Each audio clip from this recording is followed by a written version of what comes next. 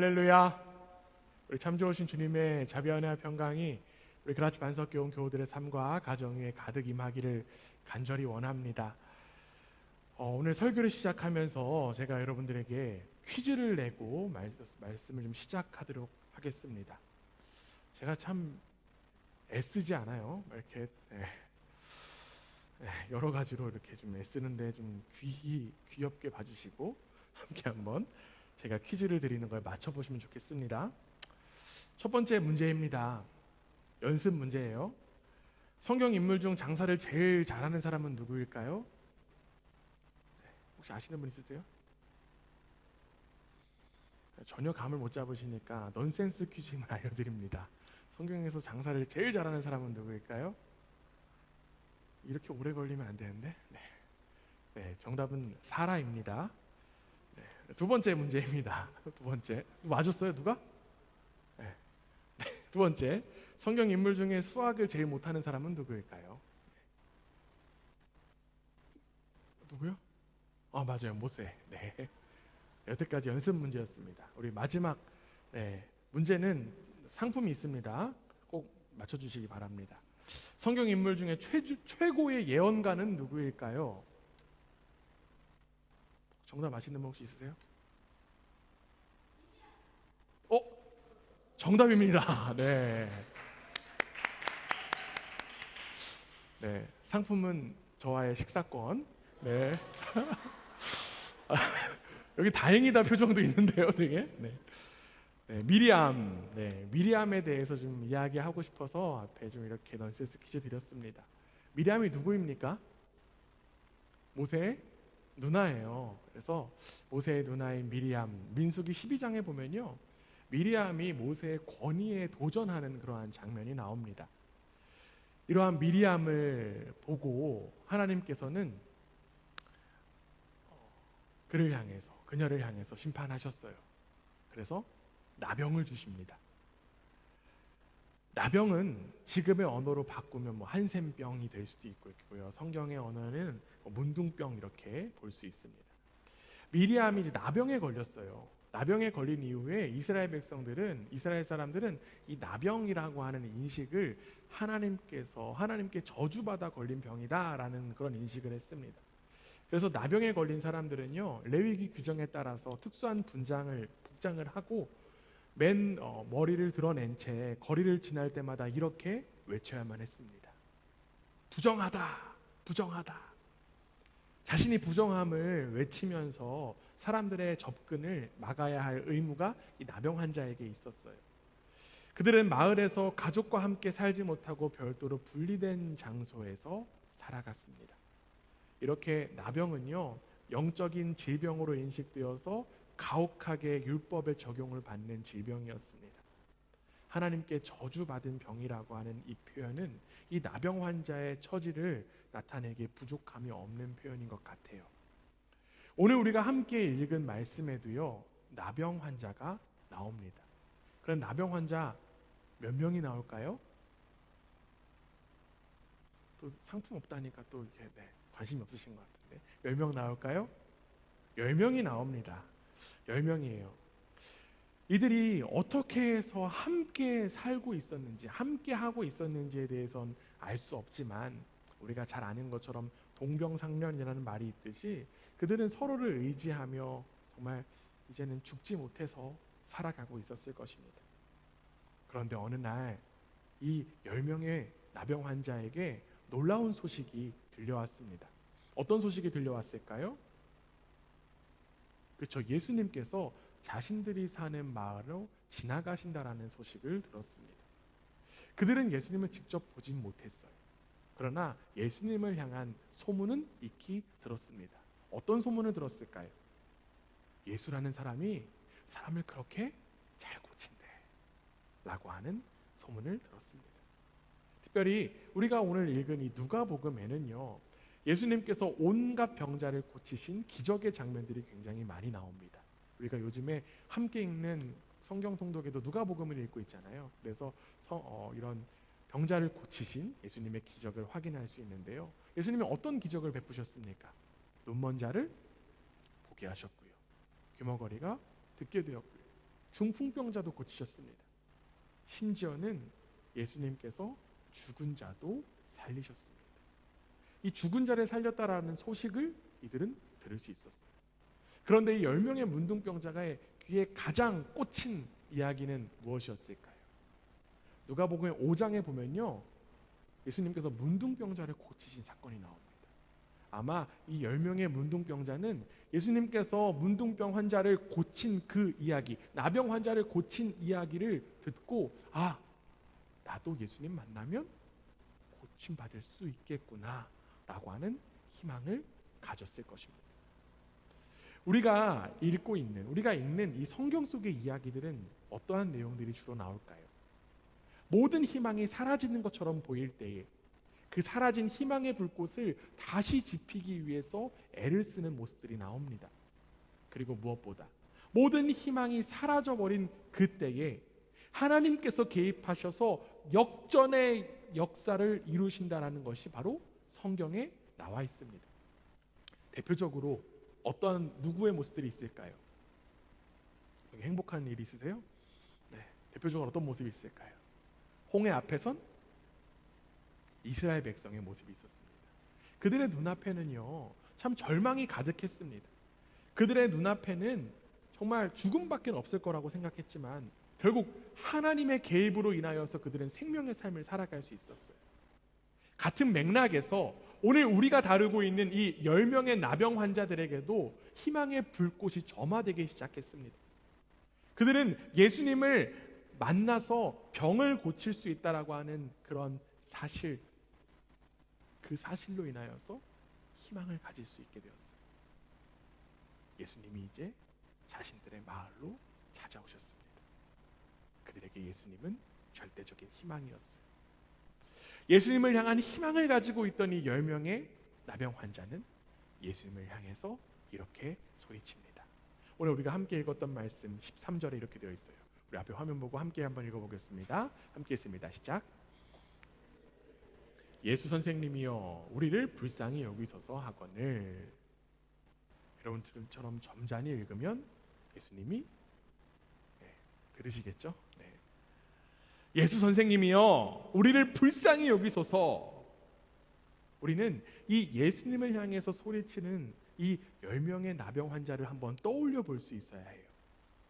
혹시 여러분 나병 환자를 직접 보시거나 아니면 뭐 사진이나 영상으로 보신 적 혹시 있으십니까? 네, 나병 환자들 그들의 겉모습을 보면요, 뭐 머리털이 빠지고 눈썹도 빠지는 모습들 볼 수 있고요. 또한 코와 입술 그리고 귀 여러 기관들이 내려앉거나 잘려나간 모습들 확인할 수 있습니다. 그렇기 때문에 나병 환자들은요, 입술이 없고 코가 없고 귀가 없어서 소리 내는 일이 사실상 불가능한 사람들이었다라고 할 수 있습니다. 그런데 여러분, 지금 우리가 읽은 13절은 어떻게 기록하고 있습니까? 소리 높여 이르되 예수 선생님이여 우리를 긍휼히 여기소서. 그들은 예수님을 만나기 위해서 포기하지 않았어요. 그들은 예수님이 자신의 희망이라고 하는 사실을 너무나도 간절히 알았기 때문에 예수님을 향해서 소리 지를 수밖에 없었습니다. 여러분 어떤 식으로 소리 질렀을까요? 어떻게 소리 질렀을까요? 아마 그들은 온 몸으로 소리 질렀을 것입니다. 아마 그들은 그 자리에서 뭐 대구르르 구르던지 아니면 팔짝팔짝 뛰면서 소리 질렀을 것입니다. 그들은 스스로 격리되어야 되는 규례가 있었기 때문에 예수님과 멀리 떨어져 있었지만 간절하고 절박하게 예수님을 향해서 부르짖었습니다. 사랑하는 여러분, 이처럼 예수님이 참된 희망임을 인정하는 사람은요, 예수님께 부르짖을 수 있습니다. 제 아무리 극심한 고통과 아픔으로 인하여 목소리가 나오지 않아도, 눈이 보이지 않아도, 움직일 수 없어도 희망이신 예수님을 향하여서 우리는 부르짖어야만 합니다. 우리가 잘 아는 종교개혁자 마틴 루터 이러한 이야기 했습니다. 바른 기도라면 절박함이 배어 있어야 합니다. 우리를 짓누르는 그 절박함이 하나님을 향한 부름으로, 외침으로 나타납니다. 마틴 루터는요, 참된 기도란 절박한 외침이다라고 이야기했습니다. 여러분, 참된 기도란 무엇이라고요? 절박한 외침이라고요. 그렇게 우리는 부르짖어야 합니다. 예수님이 나의 희망이라는 사실을 인정한다라고 하면 우리는 예수님을 향해서 기도하며 부르짖을 수 있습니다.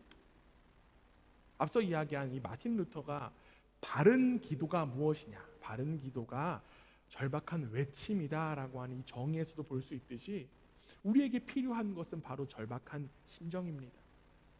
그렇다면 여러분, 우리는 무엇을 절박하게 부르짖을 수 있는 것일까요? 우리는 무엇을 위해서 절박하게 예수님을 향해 부르짖어야 하는 것일까요? 우리 마틴 루터의 이야기에 조금 더 귀 기울여 보겠습니다.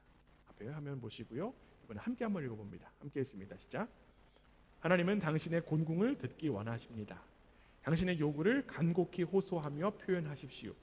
하나님이 그것을 모르기 때문에 이렇게 말하는 것이 아닙니다. 기도를 통해 당신의 마음에 불지피고 점점 강한 불로 만들려는 것입니다. 마틴 루터는요, 우리의 그 부족함, 우리의 그 결핍을 위해서 예수님께 부르짖어야 된다, 하나님께 부르짖어야 된다라고 이야기합니다. 오늘 본문에 나온 이 10명의 나병 환자는 무엇을 가지고 무엇을 위해서 부르짖었습니까? 자신의 병이 낫는 것을 위해서 부르짖었습니다. 그들은 건강의 부족함 때문에 절박하게 부르짖을 수 있었습니다. 그렇다면 우리도 예수님께 절박하게 부르짖을 수 있습니다. 왜 그럴까요? 우리의 삶도, 우리에게도 부족함이 너무나도 많기 때문입니다. 우리에게도 곤궁이 있고요, 우리에게도 결핍이 있기 때문입니다. 간혹 기도에 대해서 이렇게 생각하시는 분들이 있습니다. 내가 하나님께 이런 것까지 구해야 하나? 하나님께 이런 것까지 구해야 하는 거 너무 좀 그렇지 않나? 아니요, 그런 것까지 구해야 합니다. 삶에 있는 작은 문제들까지도 주님께 절박하게 부르짖어야 합니다. 그것이 나에게 절박한 문제라고 하면 우리는 절박하게 부르짖을 수 있습니다. 가정의 문제, 자녀의 문제, 건강의 문제, 학업의 문제, 사업의 문제, 진로의 문제, 관계의 문제 등등등, 이 모든 것이 바로 주님을 향해서 절박하게 부르짖을 수 있는 이유가 됩니다. 문제는 우리가 부르짖지 않는 거예요. 주님은 우리의 그 절박한 부르짖음을 듣기 원하시는데 왜 우리는 부르짖지 않는 것일까요? 왜 우리는 주님을 향해서 절박하게 부르짖지 않는 것일까요? 왜 여전히 되지도 않는 방법들을 찾으면서 염려와 걱정과 불안을 휩싸여만 있는 것일까요? 사랑하는 여러분, 우리에게는 하나님을 향해서 부르짖을 수 있는 축복이 허락되었습니다. 옆에 분들하고 이렇게 인사하겠습니다. 당신에게는 하나님을 향해 부르짖을 수 있는 축복이 허락되었습니다.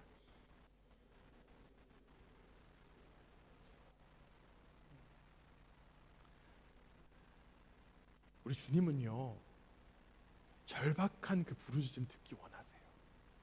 여러분들의 그 절박한 부르짖음을 듣기 원하십니다.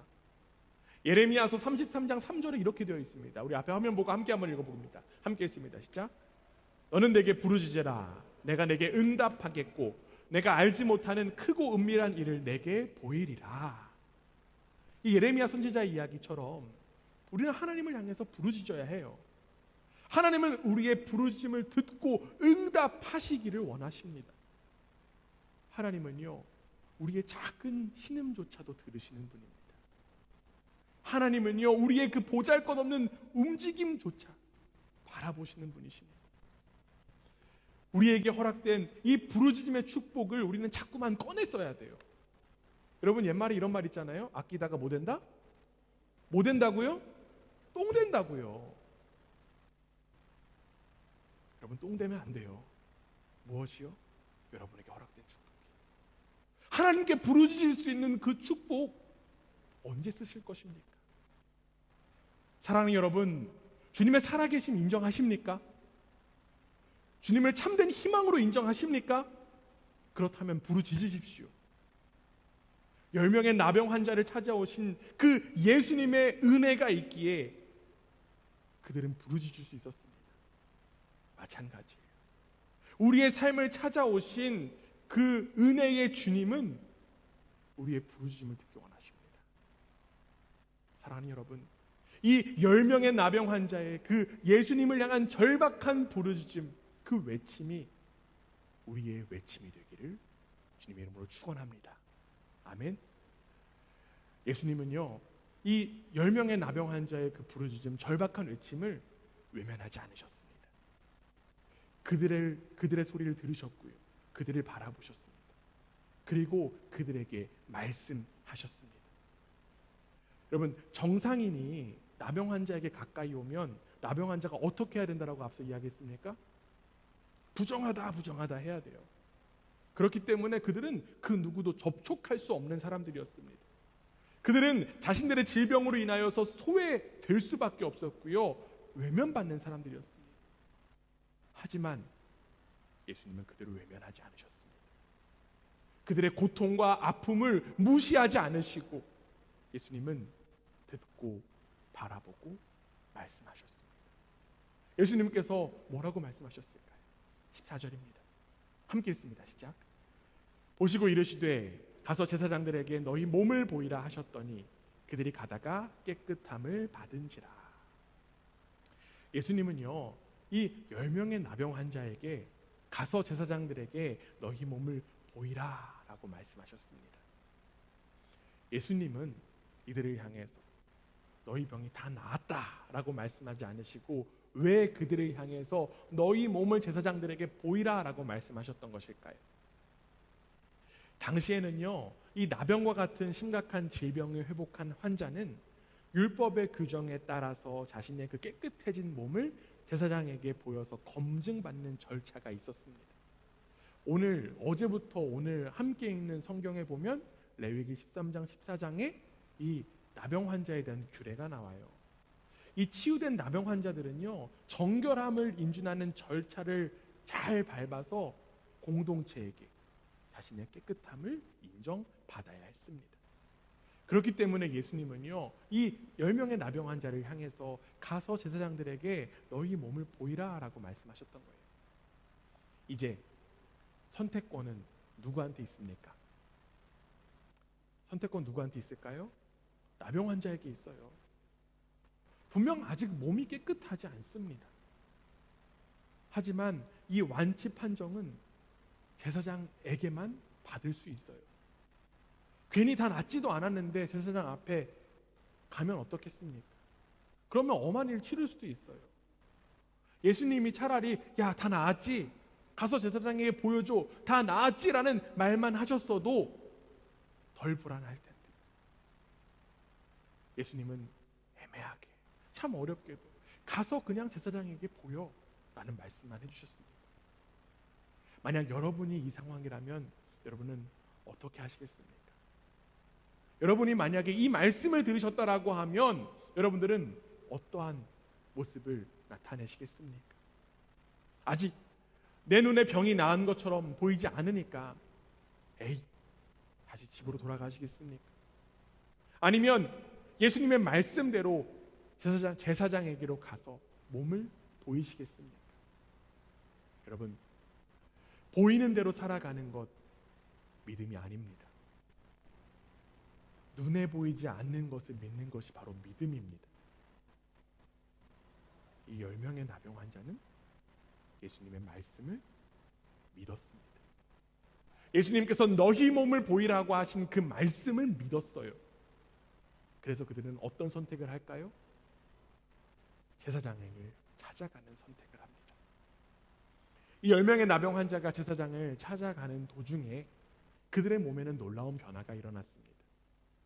그들이 제사장에게로 가다가 깨끗해졌다라고 지금 우리가 읽은 14절에선 이야기하고 있습니다. 특별히 깨끗하다라고 하는 표현의 헬라어 원어의 뜻은요, 정결하다, 순결하다라고 하는 뜻입니다. 그들이 제사장에게로 가고 있던 그 동안 썩었던 몸이 변화되었어요. 새살이 솔솔, 무슨 광고하는 것 같아요, 그렇죠? 새살이 솔솔 돋아났습니다. 그들이 예수님의 말씀에 믿음으로 순종하자 그들에게는 변화가 일어난 거예요. 사실 예수님이 직접 그들을 진료하신 것도 아니었습니다. 그들을 어루만져 주시지도 않았어요. 예수님은 무엇만 하셨습니까? 무엇만 하셨나요? 말씀만 하셨어요. 예수님은 단지 말씀만 하셨을 뿐입니다. 이처럼 주님의 말씀에는 능력이 있습니다. 우리 하나님은요, 말씀으로 세상을 창조하신 분이십니다. 그렇기 때문에 하나님의 말씀에는 능력이 있습니다. 우리가 잘 아는 말씀, 히브리서 4장 12절 이러한 말씀이 있습니다. 앞에 화면 보고 함께 읽습니다. 시작. 하나님의 말씀은 살아있고 활력이 있어 좌우의 날선 어떤 검보다도 예리하여 혼과 영과 및 관절과 골수를 찔러 쪼개기까지 하며 또 마음의 생각과 뜻을 판단하나니. 말씀으로 세상을 창조하신 그 주님의 말씀에는 살아있고 활력이 있고 힘이 있습니다. 그래서 이 10명의 나병 환자를 친히 고치신 거예요. 우리는 여기서 믿음에 대해서 다시 한번 생각해 볼 필요가 있습니다. 여러분, 믿음은요, 강하게 믿는 것 아니에요. 믿음은요, 내가 절박하게 믿는 것도 아닙니다.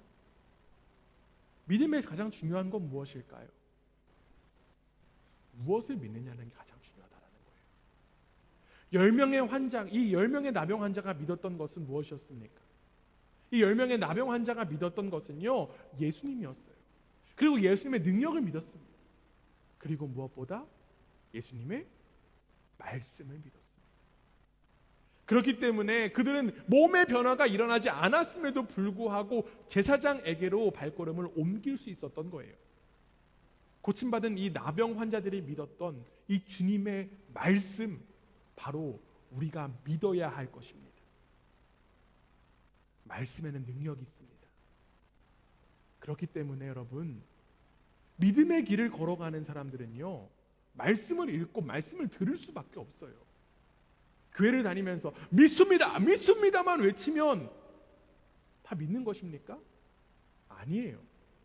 무엇을 빠지면요, 무엇을 믿는가가 빠지면 뭐 2단, 3단, 4단 되는 거예요. 무엇을 빠지면 안 됩니다. 우리는 하나님의 말씀을 믿습니다. 그렇기 때문에 말씀 알아야 되는 거예요. 말씀 읽어야 하는 거예요. 무엇을 믿어야 할지 알아야 믿을 수 있는 것입니다. 예수님의 말씀을 믿고 순종한 이 10명의 나병 환자에게 일어난 그 치유와 회복의 역사가 오늘도 말씀을 듣고 순종하기로 결단하는 우리 그라치 반석교회 한 명 한 명에게 나타나기를 주님의 이름으로 축원합니다.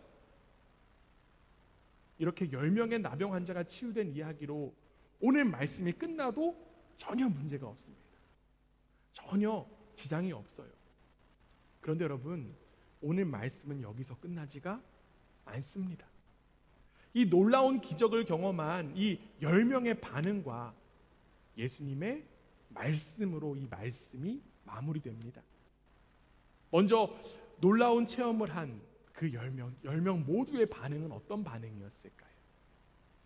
오늘 본문에는요, 이 한 명의 사람에게만 집중하고 있기 때문에 나머지 9명의 모습을 우리는 구체적으로 알 수는 없습니다. 하지만 우리는 충분히 상상해 볼 수 있을 것 같아요. 10명 모두는 제사장에게로 가는 동안 자신의 몸이 변화되고 고침받았다고 하는 사실에 놀랐을까요? 놀라지 않았을까요? 놀랐을 거예요. 함께 받았던 고통과 아픔, 그리고 사람들로부터 그런 받았던 무시, 그리고 격리되었던 감정들 다 휘몰아치면서 아마 감격에 겨웠을 것입니다.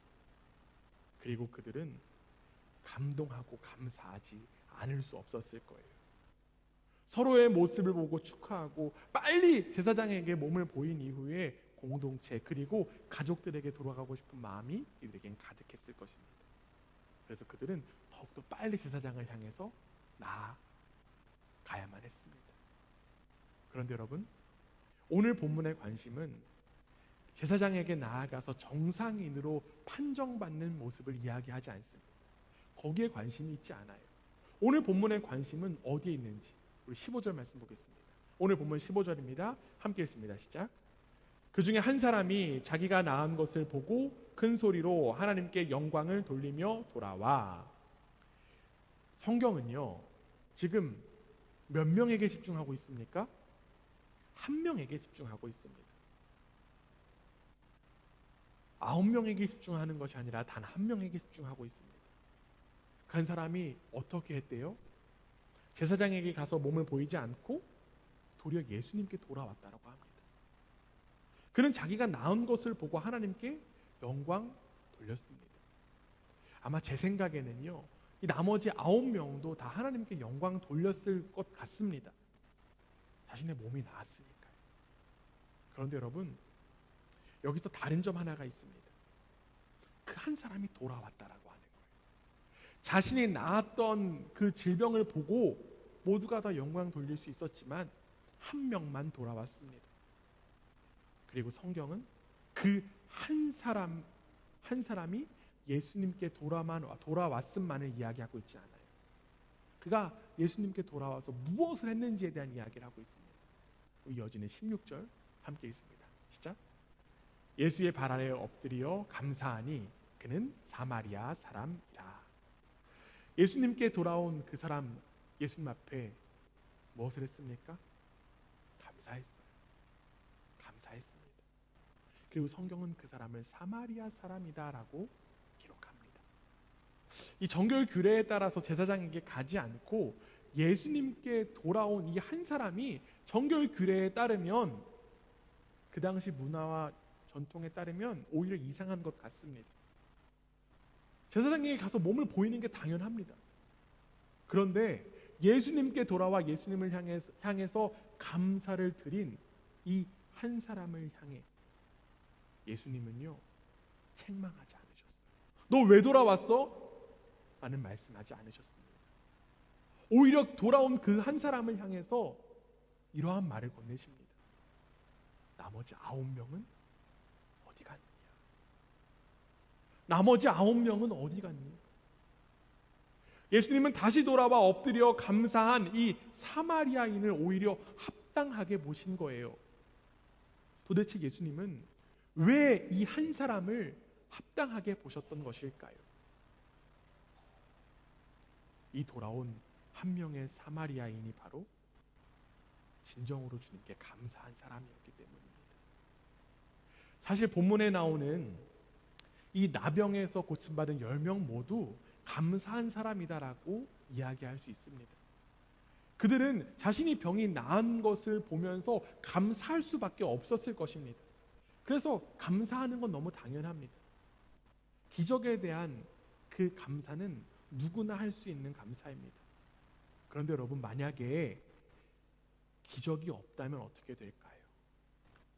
기적이 없다면 감사는 취소가 될 수도 있습니다. 만약 그럴 일은 없겠지만 그들의 병이 다시 생겨난다라고 하면 그들이 고백한 감사는 일회적인 감사, 일시적인 감사가 될 것입니다.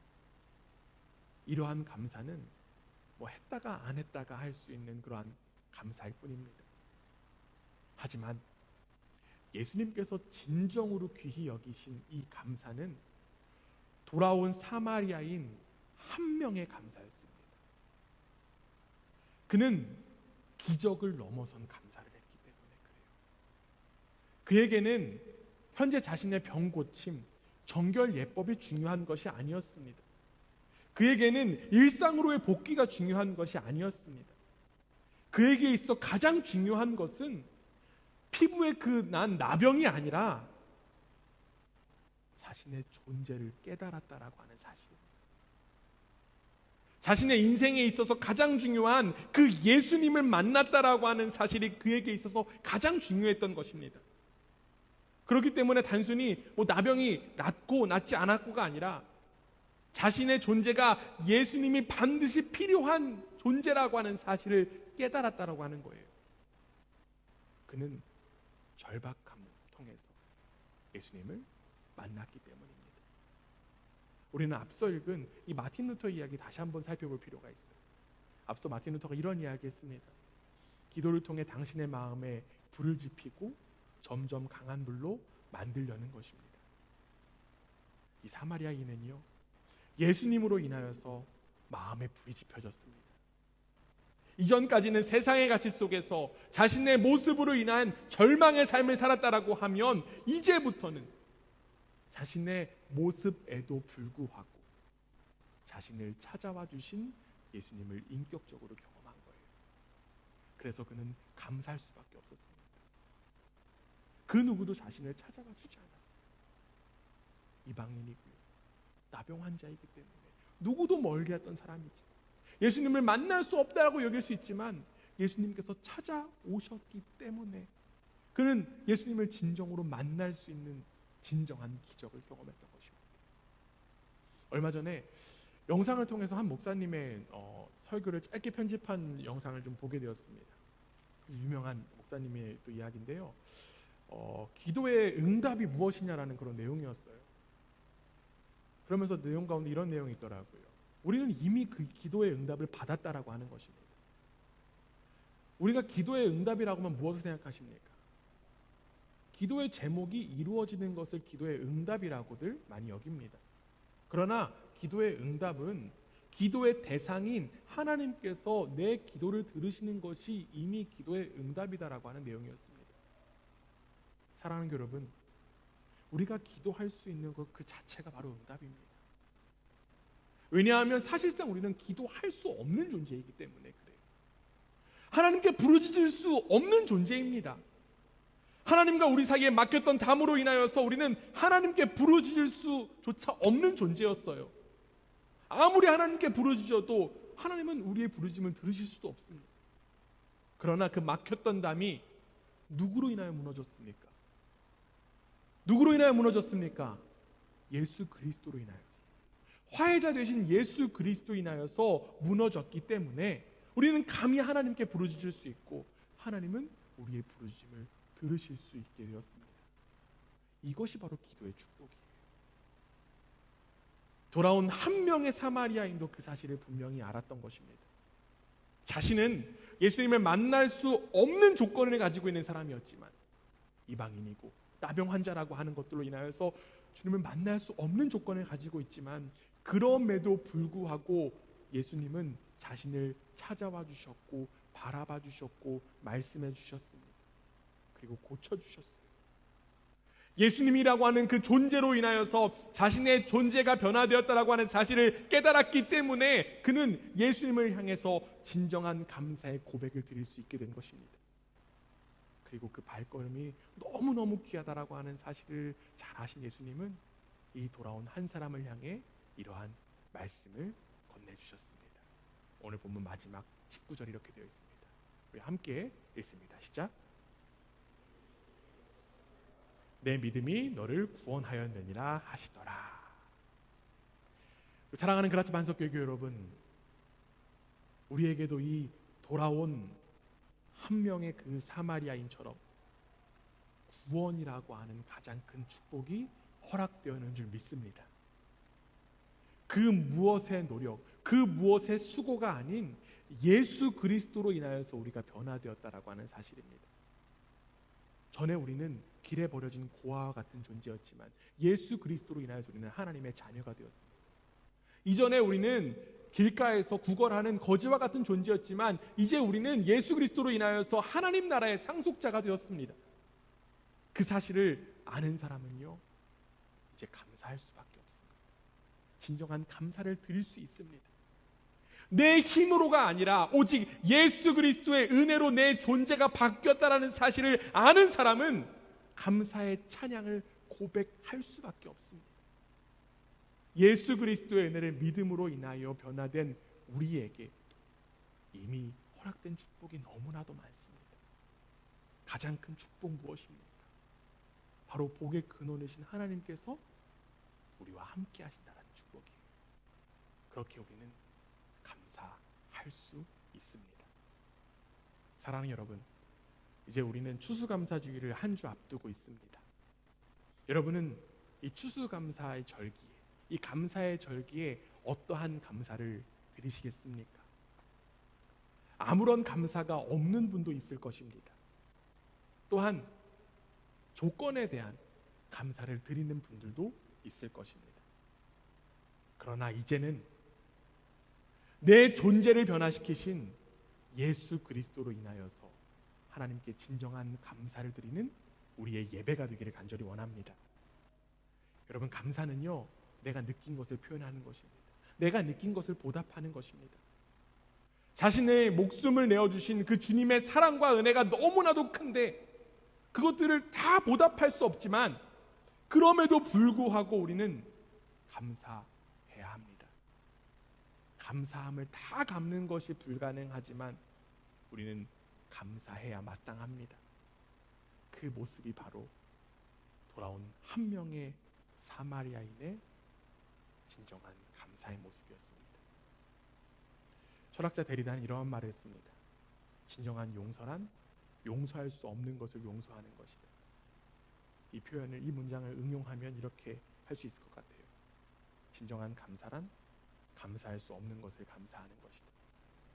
우리가 잘 아는 말씀처럼 무화과 나뭇잎이 마르고 포도 열매가 달리지 않아도, 감람나무 열매가 그치고 논밭에 식물이 없어도, 우리의 양떼가 없으며 외양간 송아지가 없어도 난 여호와로 인하여서 즐거워하겠다는 누구의 고백이요? 이 하박국 선지자의 고백.